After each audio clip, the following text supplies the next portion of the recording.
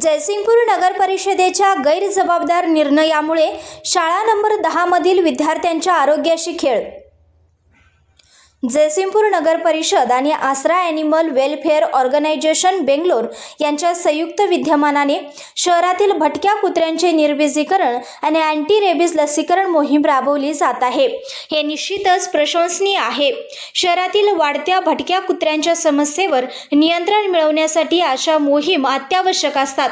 मात्र या मोहिमेचे ठिकाण म्हणून जयसिंगपूर नगर परिषदेच्या शाळा नंबर 10 ची निवड हा निर्णय अत्यंत चुकीचा व गैरजबाबदार आहे।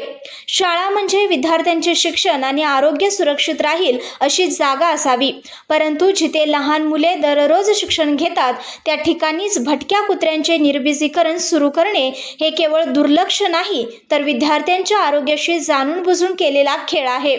यामुळे विद्यार्थ्यांचे आरोग्य धोक्यात येण्याचा प्रश्न निर्माण झाला आहे।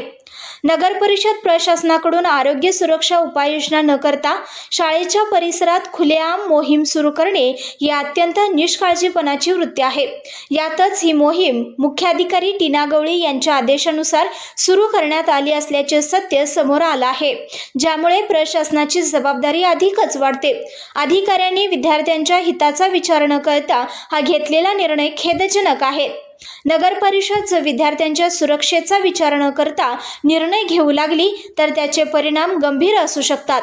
निर्बीजीकरण करण्यासाठी शाळा नव्हे तर स्वतंत्र, स्वच्छ आणि सुरक्षित जागा उपलब्ध करून देणे ही प्रशासनाची जबाबदारी होती, अशी चर्चा नागरिकांमध्ये सुरू आहे।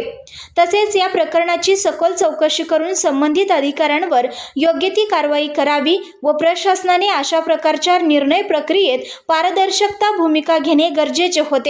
तसेच संबंधित विभागातील प्रतिनिधी या गंभीर प्रश्नाकडे लक्ष देण्याची गरज असताना लोकप्रतिनिधी कोणत्या कारणासाठी मूग गिळून गप्प आहेत अशी उलटसुलट चर्चा होत आहे।